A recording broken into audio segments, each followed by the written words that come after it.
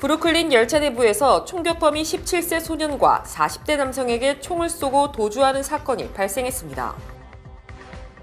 뉴욕주 최대 의료 네트워크인 노스웰 헬스 등의 데이터가 유출돼 뉴요커 400만 명이 피해를 본 것으로 나타났습니다.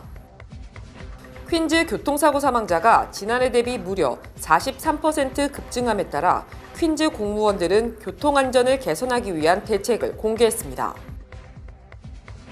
샐러드 체인점에서 판매되는 샐러드에서 인간 손가락을 발견한 손님이 소송을 제기했습니다. 아름다운 제품에서부터 아름다운 사회를 만들기까지 키스는 뉴욕에서 시작하여 현재는 전 세계 12,000명의 직원들과 함께 끊임없이 도전하는 기업입니다. 사람을 생각하고 존중하는 기업. 키스는 한인들이 사회의 주인공이 될 수 있도록 든든한 버팀목이 되겠습니다. 글로벌 뷰티 기업 키스. 시청자 여러분 안녕하십니까? 11월 29일 수요일 TKC 뉴스데스크 첫 소식입니다. 화요일 저녁 출퇴근 시간에 브루클린 열차 내부에서 총격범이 17세 소년과 40대 남성에게 총을 쏘고 도주하는 사건이 발생했습니다.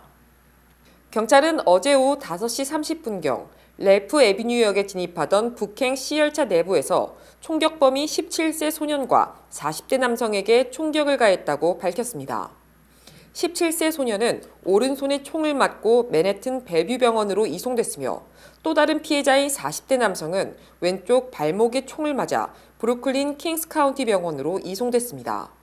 경찰에 따르면 두 사람 모두 안정적인 상태를 유지했습니다. 사건 직후 현장을 떠난 총격범과 피해자들이 서로 아는 사이인지는 불분명합니다. 목격자에 의하면 총격범과 17세 소년은 열차 내부에서 말다툼을 시작했고 그러던 중 총격범이 총을 꺼내 17세 소년과 옆에 있던 선량한 시민 40대 남성을 쐈습니다. 경찰은 어젯밤 기준 이번 사건으로 체포된 사람은 없으며 총격을 둘러싼 정황에 대한 조사가 계속되고 있다고 밝혔습니다. 해당 사건으로 인해 MTA는 북행 C열차를 브로드웨이 정션역과 호이트 스키머 혼가역 사이에서 2시간 동안 급행으로 운행하도록 변경했습니다. 뉴욕주 최대 의료 네트워크인 노스웰 헬스 등의 데이터가 유출돼 뉴요커 400만 명이 피해를 본 것으로 나타났습니다. 28일 레티샤 제임스 뉴욕주 검찰총장은 네바다 기반 의료기록 회사인 페리 존슨 앤 어소시어츠의 데이터가 공격을 받아 이 회사에서 관리하던 노스웰 헬스와 크라우즈 헬스 고객의 개인정보가 유출됐다고 밝혔습니다. 노스웰 헬스는 노스쇼어 대학 병원 등 21개 병원이 포함되며 크라우즈 헬스는 시러큐스를 기반으로 뉴욕주 내 15개 카운티를 관할하는 의료 네트워크입니다. 피해자는 뉴욕시와 시러큐스에서만 400만 명이고 전국적으론 900만 명에 달합니다. 유출 정보는 개인에 따라 다르지만 이름과 소셜 시큐리티 넘버, 생년월일, 주소, 진료 번호, 병원 계좌번호, 진단일 등이 포함된 것으로 나타났습니다. 제임스 총장은 추가 피해를 막기 위한 조치들을 취할 것을 당부했습니다. 그는 새로운 계좌가 개설되거나 대규모 구매가 이루어졌는지 크레딧을 확인할 것을 조언했습니다. 퀸즈 교통사고 사망자가 지난해 대비 무려 43% 급증함에 따라 웨스트 퀸즈의 공무원들은 어제 교통안전을 개선하기 위한 대책을 발표했습니다. 박채은 기자가 보도합니다. 비영리단체 교통대안그룹이 공개한 자료에 따르면 퀸즈의 교통사고 사망자는 지난해 상반기 대비 무려 43% 증가했으며 특히 올 상반기 어린이 교통사고 사망자 5명 전원이 퀸즈에서 발생한 사고인 것으로 드러났습니다. 이에 따라 웨스턴 퀸즈의 공무원들은 어제 교통안전을 개선하기 위한 서부 퀸즈 거리 안전계획을 발표했습니다. 해당 계획은 보호된 자전거 도로망, 더 많은 보행자 공간, 교차로 근처 주차 금지 등의 내용을 포함하고 있으며 2029년 말까지 시행을 목표로 합니다. 특히 퀸즈보로 브릿지 남쪽 외부 도로를 보행자 전용 도로로 개통하는 것을 포함하고 있으며 31번 애비뉴를 자전거 도로로 만드는 계획을 포함합니다. 또한 뉴타운 교차로에서 차에 치여 사망한 7세 돌마나드 훈의 죽음을 기려 뉴타운 도로를 포함한 교차로 근처의 주차 공간을 없애고 교차로 20피트 이내의 주차를 금지시킬 예정입니다.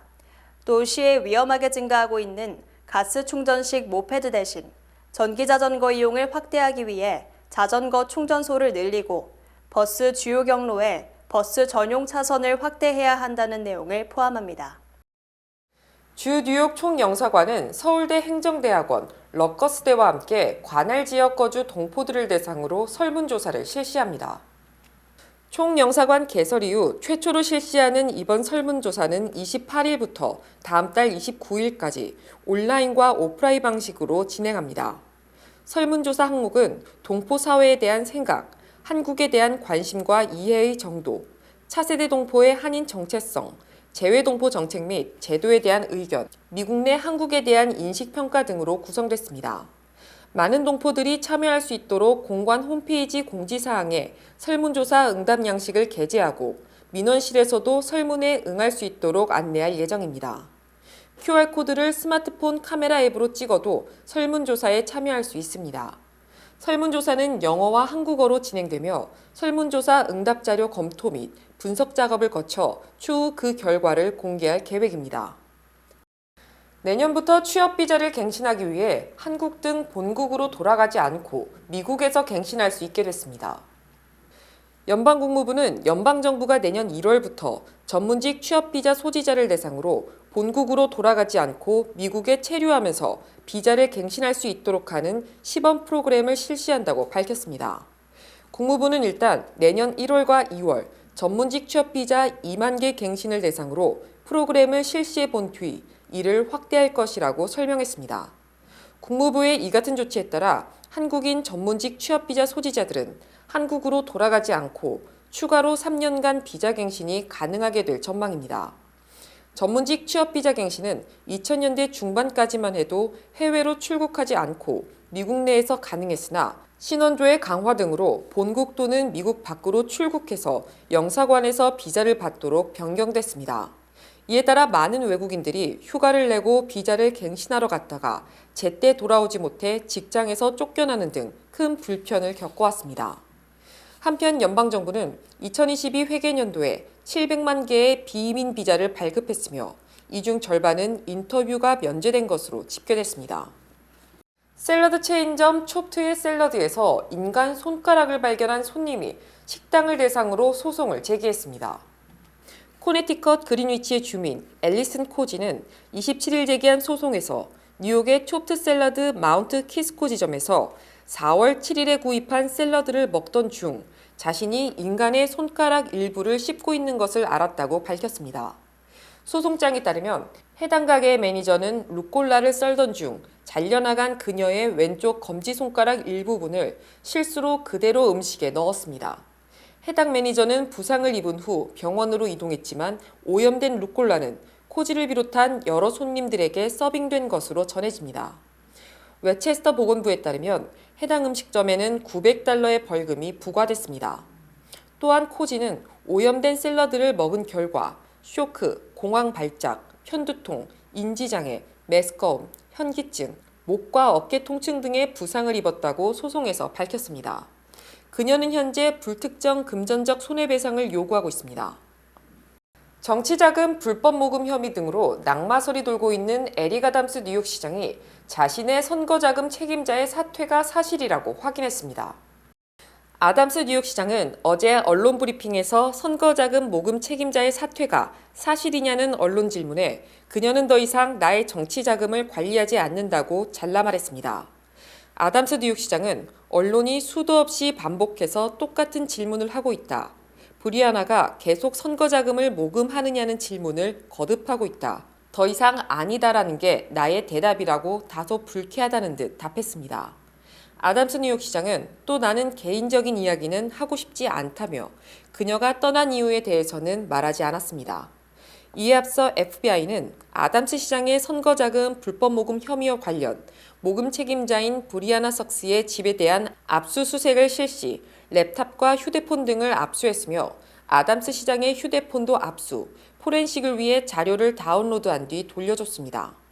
뉴욕 정가에서는 아담스 시장과 터키 정부, 그리고 터키 출신 건설업자의 유착설이 끊이지 않고 있으며 결국 기소로 이어져 다음 선거에 출마할 수 없을 것이라는 말이 나돌고 있습니다. 바이든 대통령이 트럼프 전 대통령에게 밀리자 트럼프가 미국의 민주주의를 파괴하려 한다는 등 네거티브 공세로 선거 전략을 급선회했습니다. 바이든 대통령은 어제 콜로라도주 정치자금 모금 파티에서 트럼프와 극단적인 마가 공화당원들이 미국의 민주주의를 파괴하려고 작정을 했다고 맹비난을 퍼부었습니다. 마가는 미국을 다시 한번 위대하게라는 트럼프 슬로건의 약자로 마가 공화당원이란 극단적인 트럼프 지지자를 의미합니다. 바이든 대통령은 우리가 직면한 선택은 이보다 더 엄혹할 수 있다. 오바마 케어 폐지와 낙태권 반대 등 트럼프 전 대통령의 극단적 정책이 우리 앞에 있다고 지적했습니다. 또 트럼프가 자기 생각대로 한다면 모든 것이 사라진다. 특히 오바마 케어가 폐지되면 미국인 4천만 명이 의료보험을 빼앗기게 된다고 공격했습니다. 특히 트럼프가 낙태권을 보장한 로데웨이드 판결을 폐기했다고 자랑하며 대권에 도전하고 있다며 낙태권 이슈를 부각시키는 모습이었습니다. 이에 대해 블룸버그 통신은 트럼프 전 대통령을 사실상 공화당 대선 후보로 간주하고 공격에 나선 것이라고 해석했습니다. 바이든 대통령은 그동안 바이드노믹스 등 자신의 업적을 부각시키는 포지티브 선거 전략을 구사해왔지만 이제부터는 양자 대결이 확실해지면서 상대방인 트럼프를 직접 공격하는 네거티브로 전환한 것입니다. 마약 투약은 물론 외국 기업으로부터 사실상 뇌물을 받은 것으로 드러난 바이든 대통령의 차남 헌터 바이든이 연방 하원에서 증언하기로 했습니다. 헌터 바이든은 하원 감독위원회에 보낸 서한에서 우리는 위원회의 소환 요청을 받아들인다. 다만 당신들의 일방적이고 막무가내인 절차에 따르는 대신 공개 청문회에만 출석할 것이라고 강조했습니다. 헌터는 자신에게 제기된 의혹에 대해 줄줄이 고소를 하면서 의혹 제기를 막으려 한 데 이어 의회에서 공개 증언을 선언하는 등 아버지의 재선 가도에 장애가 되지 않겠다는 의도를 내비쳤습니다. 하지만 지난 2020년 대선 이전 헌터가 도난당한 노트북에는 마약 흡입 영상은 물론 우크라이나 등 해외 기업으로부터 뇌물성의 거액의 현금을 받았음을 시사하는 이메일이 다수 발견됐습니다. 이처럼 헌터의 의혹은 수도 없이 많았지만 바이든 대통령은 무조건 아들을 변호, 도덕적으로는 트럼프 못지않게 타락했다는 비판을 받고 있습니다. 한편 하원 감독위원회는 이달 초 헌터뿐만 아니라 바이든의 동생 제임스 바이든에게도 소환장을 보냈으나 아직 제임스는 출석 여부를 밝히지 않고 있습니다. 코로나19로 줄어들었던 미국인들의 기대 수명이 지난해 다시 1년 정도 늘었으며 아시안 기대 수명이 월등히 높았습니다. 연방질병통제예방센터는 지난해 미국인의 기대 수명이 77.5세로 2021년보다 1.1년 정도 길어졌다고 밝혔습니다. 성별로는 여성 기대 수명은 2021년 79.3세에서 지난해 80.2세로, 남성은 73.5세에서 74.8세로 늘었으며 남녀의 기대 수명 격차도 5.8세에서 5.4세로 줄었습니다.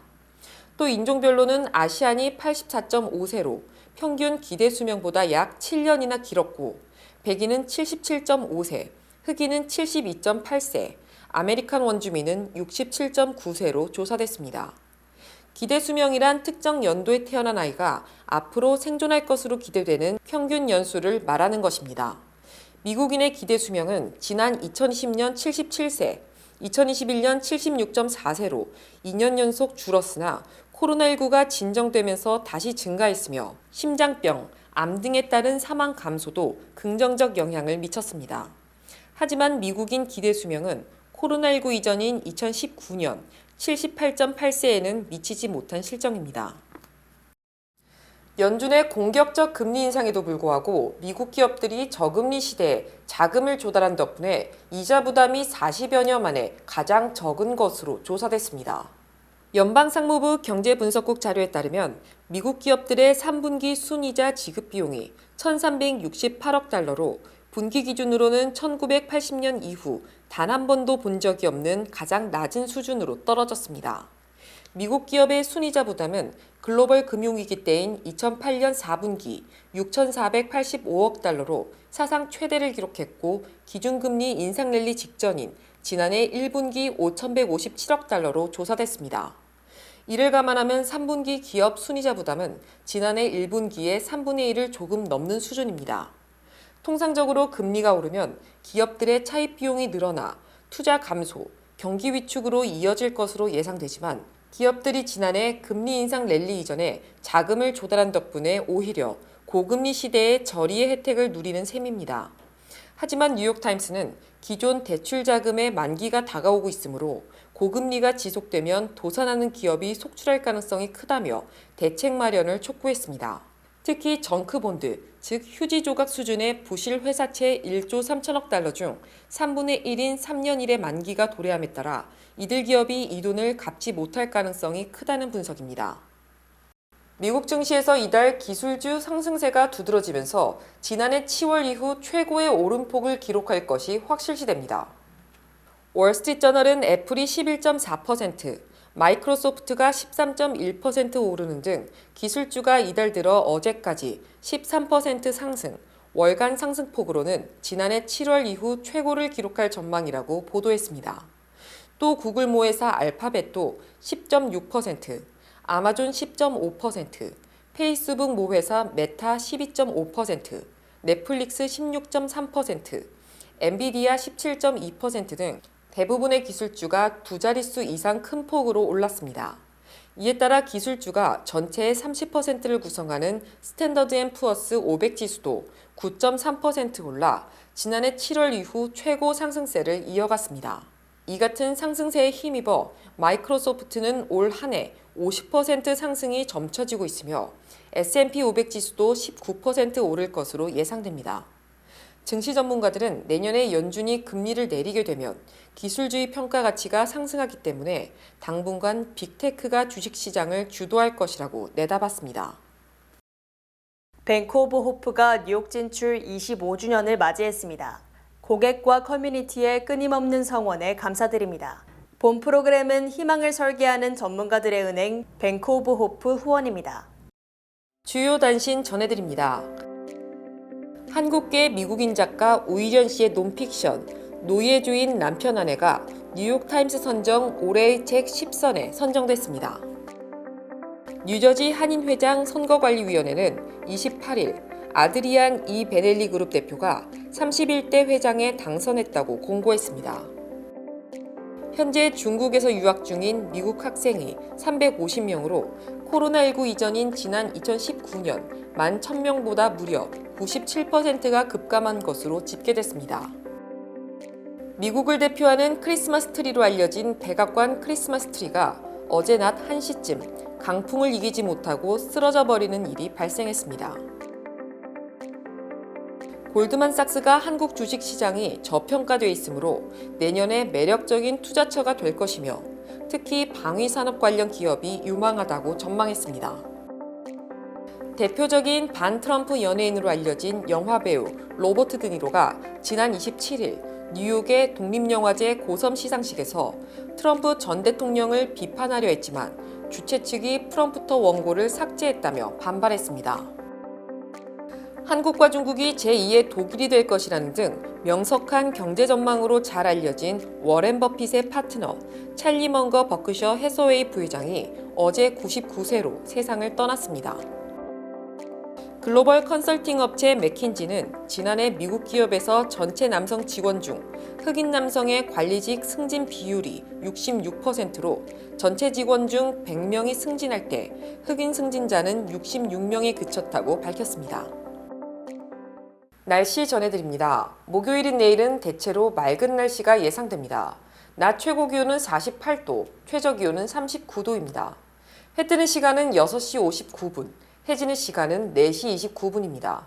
이상으로 주간 날씨와 세계 날씨 전해드립니다.